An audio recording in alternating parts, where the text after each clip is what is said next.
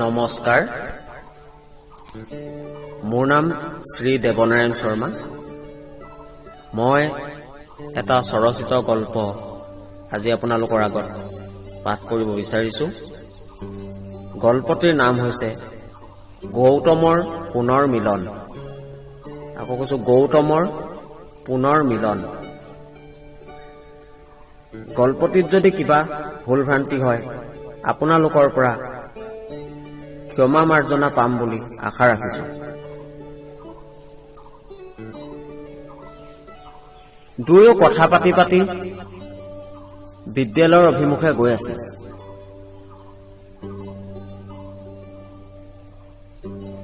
পিছে বিদ্যালয়লৈ দুয়ো নগল।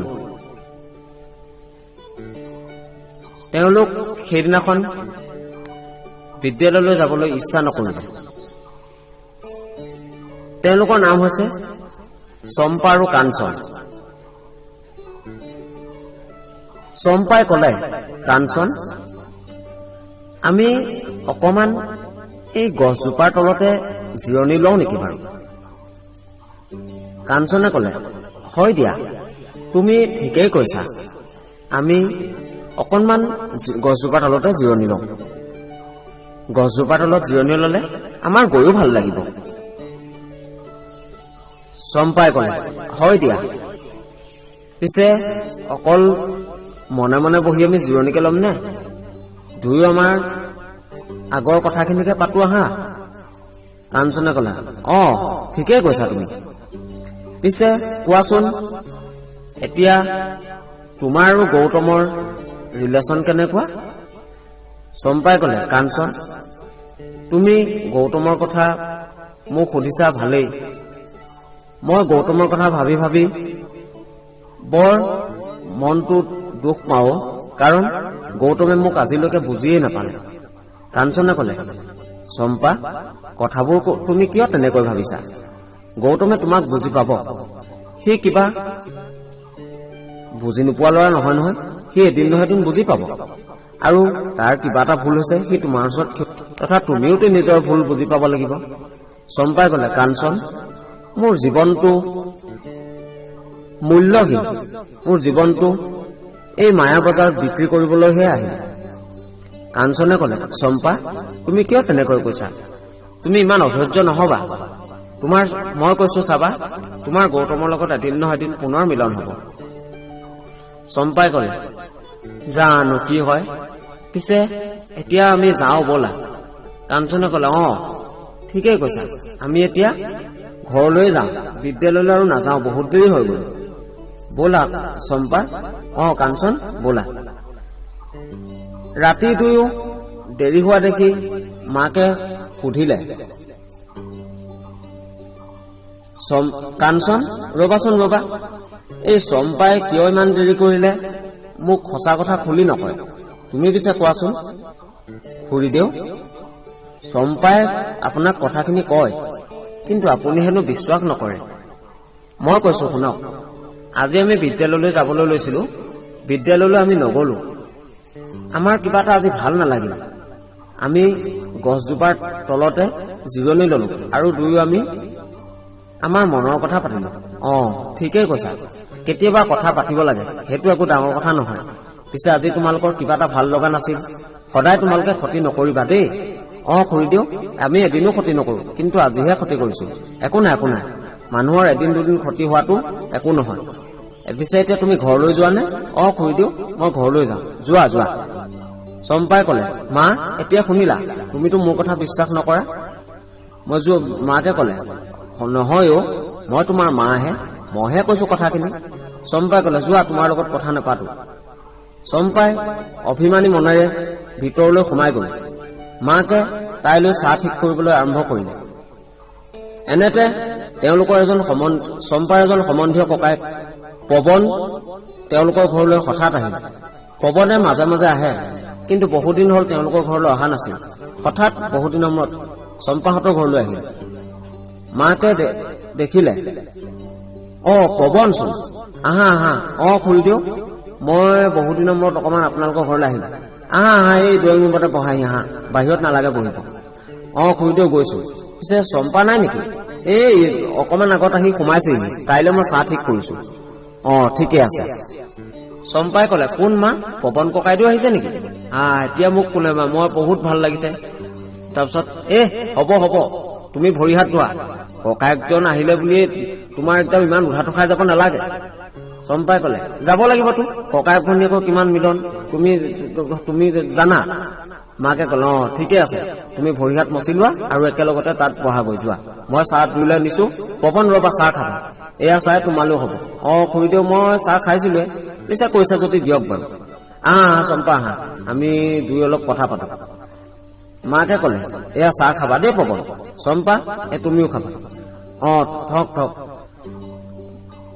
ঠিক আছে, তোমালোকে অলপ কথা পাতা, চাহ খাই মই পাকঘৰৰ কামত লাগো, কাৰণ তোমালোকৰ ককায়েক ভনীয়েকৰ কিছু কথা পাতিব লগা হবও পাৰে, আৰু তোমালোকৰ বহুত দিনৰ মূৰত লগ পাইছা, তোমালোকে কথা পাতা। ঠিক আছে খুৰীদেউ, আমি অলপ কথা পাতো। পৱনে কলে, পিছে চম্পা, এতিয়া তোমাৰ গৌতমৰ লগত ৰিলেশ্যন কেনেকুৱা? ককাইদেউ, মই গৌতমৰ লগত বহুত দিন হল কথা পাতাই নাই আৰু তাক লগো পোৱা নাই। পিছে ৰবাচোন, গৌতমক মই বুজাইছিলো, সি বুজি পাইছে। সি তোমাৰ ওচৰলৈ আকৌ আহিব, তোমালোকৰ পুনৰ মিলন হব। সি তোমাক ক্ষমা কৰিছে আৰু সি তাৰ ভুলো বুজি পাইছে, তথা তাৰ যদি কিবা ভুল আছিল তোমাৰ ওচৰত ক্ষমা বিচাৰিছে।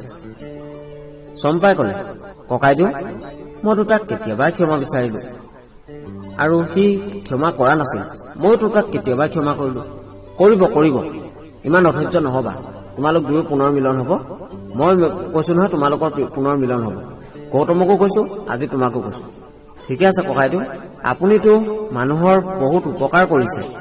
আপুনি স্কুলতো সকলো ছাত্ৰ ছাত্ৰী আপোনাৰ কথা মানি লয়। আপুনি সকলো ছাত্ৰ ছাত্ৰীকে বহুত মৰম কৰে। পিছে মই ইয়াত ঘৰত আপোনাক ককাইদেউ বুলি মাতো, হয়, স্কুলততো ছাৰ বুলি মাতো। ককাইদেউ বুলি মতাৰ বাবে আপুনি বেয়া পায় নেকি বাৰু? আকৰিজনী, কিয় তেনেকে কৈছা? মই তোমাৰ নিজৰ ভণ্টিজনী ঘৰত ককাইদেউ বুলি মাতে বেয়া পাম নেকি? স্কুলত ছাৰ বুলি মাতা বেলেগ কথা। স্কুল য'ত যিটো ব্যৱহাৰ, স্কুলত হলা তুমি মোৰ ষ্টুডেণ্ট আৰু ঘৰততো মোৰ নিজৰ ভণ্টি। আৰু স্কুলত যদিও ষ্টুডেণ্ট হয়, তুমি কিবা এটা যদি বেয়া কাম কৰা মই বেয়াকে কব লাগিব। সেইটো মই নিজৰ ভণ্টি বুলি এতিয়া তাত অকল ভালকে কৈ থাকিলেও নহব, কাৰণ চবেই ভাবিব নিজৰ ভনীয়েকজনী সদায় ভালকে কয়। সেইটো কাৰণে কিবা এটা ভুল দেখিলে স্কুলত কওঁ বেলেগ কথা, কিন্তু তোমাকতো মই বহুত মৰম কৰো। ককাইদেউ ঠিকেই কৈছে। আপুনি এতিয়া ঘৰলৈ যায় নেকি? মই ঘৰলৈ যাম, তুমি থাকা। খুৰীদেউ মই আহিলো। যোৱা পৱন যোৱা। পাছদিনা ৰাতিপুৱা 9টা বজাত চম্পা বিদ্যালয় অভিমুখে ৰাওনা হল। বিদ্যালয়ত প্ৰাৰ্থনা আৰম্ভ হবই হল। চম্পা তেনেকুৱাতে গৈ পালেগৈ। চম্পাই প্ৰাৰ্থনাত উপস্থিত হয়। প্ৰাৰ্থনা কৰি থাকোতে মাজতে পৱন বিদ্যালয়লৈ আহিল। পৱনে ছাত্ৰ ছাত্ৰীসকলৰ সন্মুখতে ৰল। প্ৰাৰ্থনা শেষ হল। প্ৰাৰ্থনাৰ পাছত পৱনে কলে, ৰবা, তোমালোকেতো মোৰ কথা সদায় শুনা, আজি শুনিবানে? ছাৰ, কিয় নুশুনিম? আপোনাৰ কথাখিনি ইমান ভাল লাগে। আপুনি যে আমাক সদায় ভাল কথা কয়, আপোনাৰ কথাখিনি ছাৰ আমি আখৰে আখৰে পালন কৰো। পিছে তোমালোকক আজি মই দুটামান কথা কম, তোমালোকে সকলোৱে শুনিবানে? মানিম ছাৰ, আপুনি কওকচোন। এতিয়া শুনা, মানুহে মানুহক কেতিয়াও অন্যায় কৰিব নালাগে। মানুহ কেতিয়াও স্বাৰ্থপৰ হব নালাগে। মানুহে কেতিয়াও বিনিময় লব নালাগে। এইকেইটা কথা তোমালোকে মনত ৰাখিবা। হয় ছাৰ, ঠিকেই কৈছে। গৌতমে অলপ অন্যায় কৰা চাগে ন? গৌতমে কি কাৰণত কৈছে বুজি পালে। গৌতম আৰু চম্পাৰ কথাটো তাত যে কবলৈ বেয়া পায়, সেই কথাটো গৌতমে বুজি পাইছে। গৌতমে সকলোৰে আগত কলে, ছাৰ, মই যদি আগতে কিবা ভুল কৰিছিলো তেতিয়াহলে মোক আজি ক্ষমা কৰক। আজিৰ পৰা মই কাকো কেতিয়াও অন্যায় নকৰো। চম্পালে পৱনে অকমানকে চাই থৈ দিলে। চম্পাই বুজি পালে গৌতম আৰু চম্পাক যে তেওঁ মিলন কৰাব বিচাৰিছে, সেই কথাটো বুজি পালে। কিন্তু মানুহৰ আগত তেওঁ কথাটো খুলি কোৱা নাই। গৌতম আৰু চম্পায়ো নোকোৱাকৈয়ে থাকিল। তেওঁলোকে বুজি পালে আৰু তেওঁলোকে ইজনে সিজনৰ চকুলৈ চালে আৰু তেওঁলোকে ভাবিছিলে, দুয়ে দুয়োৰ কথা ভাবিছিলে মিলন হব বুলি। সঁচাকৈ তেওঁলোকৰ পিছত মিলন হব, এই কথাই তেওঁলোকে ভাবি থলে। পৱনে কলে, তোমালোকে এতিয়া মোৰ কথাখিনি শুনিছা নহয়? মানে মানুহ স্বাৰ্থপৰ মানে কি গম পোৱা? এই ধৰা, তুমি কিবা এটা কাম কৰিবা আৰু সি তোমাক এই কামটো কৰি দিব লাগিব, সেইটো তোমালোকে নহবা। তুমি নিস্বাৰ্থভাৱে, মানে তোমাক তেওঁ কিবা এটা কাম কৰি দিলেও দিব, নিদিলেও নাই, তুমি নিস্বাৰ্থভাৱে কৰি যাবাচোন। এদিন নহয় এদিন চাবা তুমি সফল হবাই। আৰু বিনিময় মানে কি গম পোৱা, তুমি এই বস্তুটো দিলেহে সি সেই বস্তু তোমাক এই বস্তুটো দিব, বা সি তোমাক এই বস্তুটো দিলেহে তুমি তাক এই বস্তুটো দিবা, তেনেকুৱা কেতিয়াও নহবা। তোমাক যদি কিবা এটা বস্তু বিচাৰে তুমি নিস্বাৰ্থভাৱে দিবা, তাৰ পৰা বস্তুটো পোৱা নোপোৱা তুমি দিবা। তেতিয়া কি হব, তোমাৰ এদিন নহয় এদিন তোমাক ভগৱানে সহায় কৰিব। আৰু তোমালোকে কেতিয়াও অন্যায় নকৰিবা। তোমাক অন্যায় কৰক কিন্তু তুমি নকৰিবা, সেই কথাটো তোমালোকক সদায় ভগৱানে চাব। ঠিক আছে, এতিয়া তোমালোকে শ্ৰেণীকোঠালৈ যোৱা। ধন্যবাদ ছাৰ। সকলো শ্ৰেণীকোঠাত বহিল। আবেলি বিদ্যালয় ছুটি হলত সকলো ঘৰা ঘৰি যাবলৈ আৰম্ভ কৰিল। ৰাস্তাত চম্পাই অকলে গৈ আছিল। গৌতমে তাইক লগ পাওঁ নেকি বুলি ৰৈ আছিল।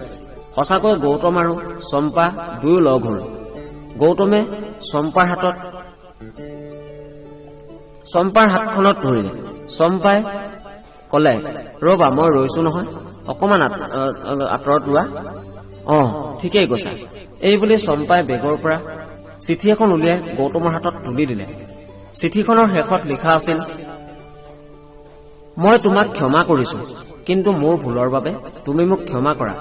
এই কথাখিনি পঢ়াৰ লগে লগে গৌতমৰ চকুৰ পৰা পানী ওলাই আহিল। চম্পাই গৌতমৰ চকু দুটা মচি দিলে। গৌতমে, চম্পা মই তোমাক ক্ষমা কৰিছো, চিন্তা নকৰিবা, আমি আগতে ছিলো, কিন্তু আজিৰ পৰা আমি দুয়ো আকৌ একলগ হলো। আমি ইয়াকে কয় পুনৰ মিলন। আমাৰ মাজত যে বিচ্ছেদ হৈছিল, আজিৰ পৰা আমাৰ দুয়োৰে মাজত পুনৰ মিলন হল। ধন্যবাদ। ইমানতে গল্পটো সামৰণি পৰিল বুলি ঘোষণা কৰিলো।